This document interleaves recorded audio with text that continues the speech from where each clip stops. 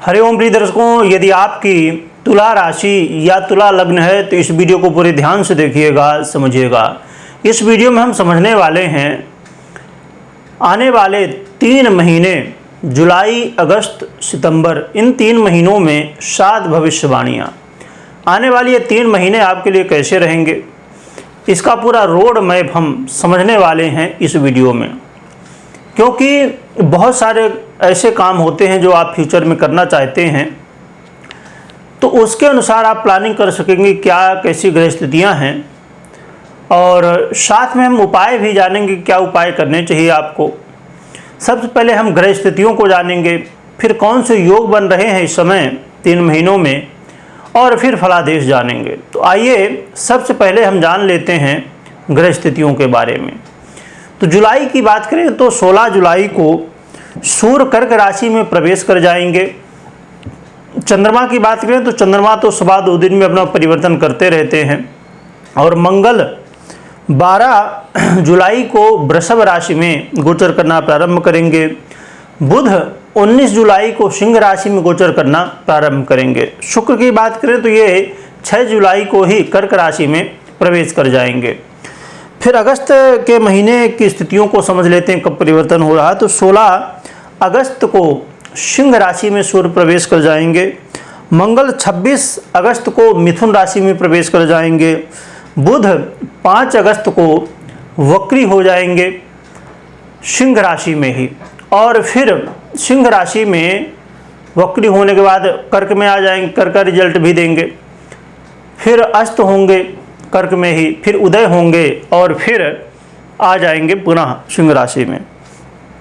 और शुक्र की बात करें तो शुक्र 24 अगस्त को अपना परिवर्तन करेंगे कन्या राशि में। अब हम सितंबर के महीने की स्थितियों को समझ लेते हैं। तो 16 सितंबर को सूर्य का कन्या राशि में प्रवेश हो जाएगा। बुध 23 अगस्त को कन्या राशि में प्रवेश करेंगे। उससे पहले 4 अगस्त को सिंह राशि में प्रवेश करेंगे, क्योंकि जैसे मैंने बताया कि वक्री हो गए हैं, हो जाएंगे अगस्त में।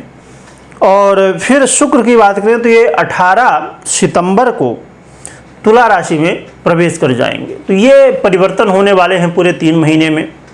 अब इनसे कुछ योग बनने वाले हैं, इनके विषय में भी समझ लेते हैं।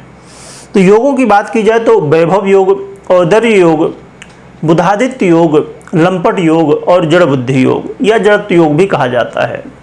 तो देखा जाए तो ये कुछ योग, दुर्योग, कुछ राजयोग बन रहे हैं।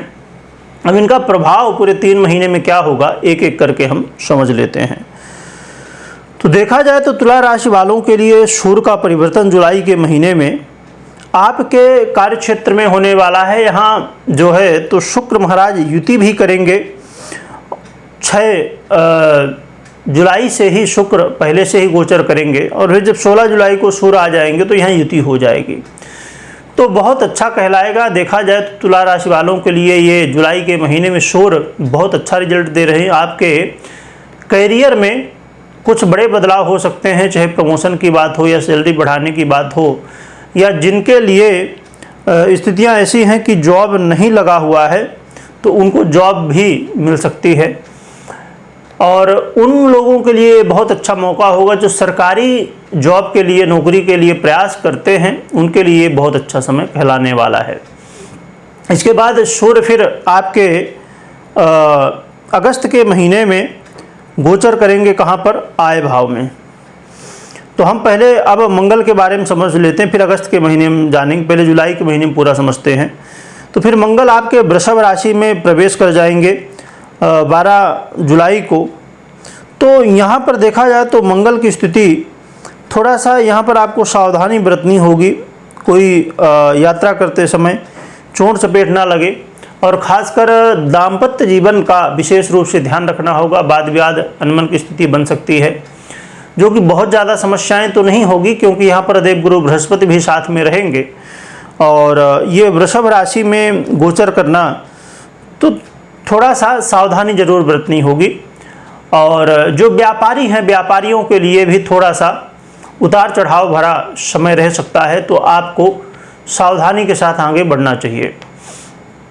इसके अलावा देखा जाए तो अब हम बुध की बात कर लेते हैं जुलाई महीने में। तो बुध सिंह राशि में आपके गोचर करेंगे। तो सिंह राशि में गोचर करते हुए आपके जीवन में आय में वृद्धि करवाएंगे, आपके कई सारे काम बनने वाले हैं। परंतु यहाँ पर ये विशेष रूप से आपको ध्यान रखना होगा कि बुध महाराज आपको आय तो देने वाले हैं, आपके कई सारे काम सफल करने वाले हैं, परंतु आपको कोई काम जल्दबाजी में नहीं करना है, क्योंकि समय आपको जल्दबाजी करना कई बार समस्याएं दे सकता है।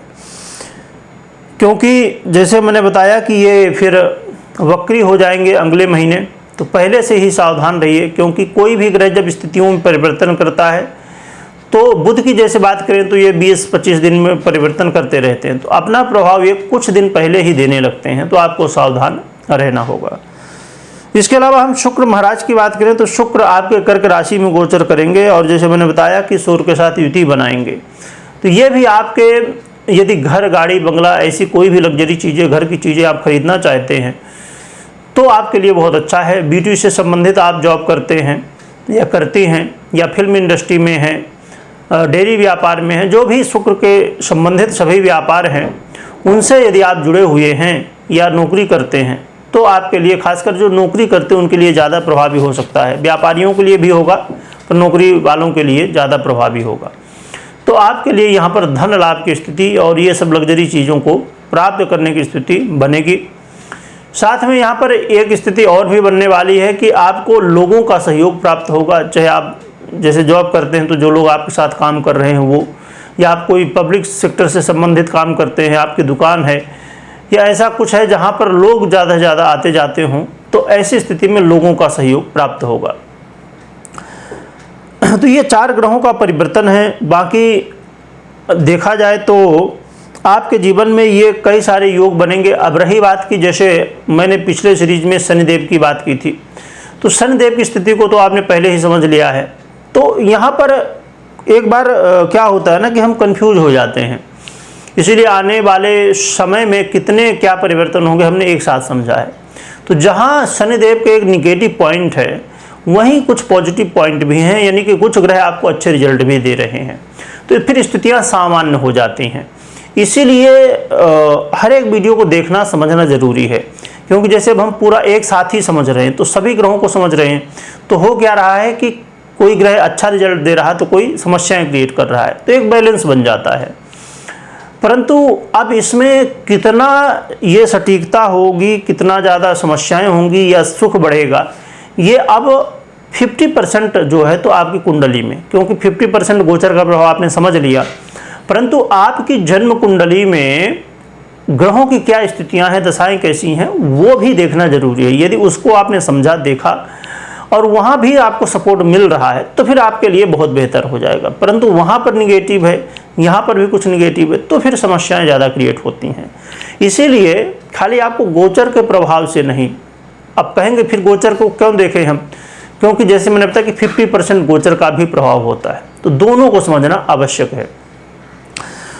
तो ये कुछ महत्वपूर्ण स्थितियां हैं इन 3 महीनों की, ये 7 भविष्यवाणियां हैं। और अब हम उपाय की बात कर लेते हैं। तो देखिए, उपाय के रूप में एक तो भगवान सूर्य को अर्घ देना चाहिए आपको, और साथ में आप जो है तो माँ लक्ष्मी की आराधना कर सकते हैं। माँ लक्ष्मी की आराधना करने से आपके जीवन में, लक्ष्मी की आराधना हमेशा नारायण के साथ में करिए, भगवान नारायण के साथ में माँ लक्ष्मी की आराधना, इससे आपके जीवन में बहुत कुछ बेहतर होगा।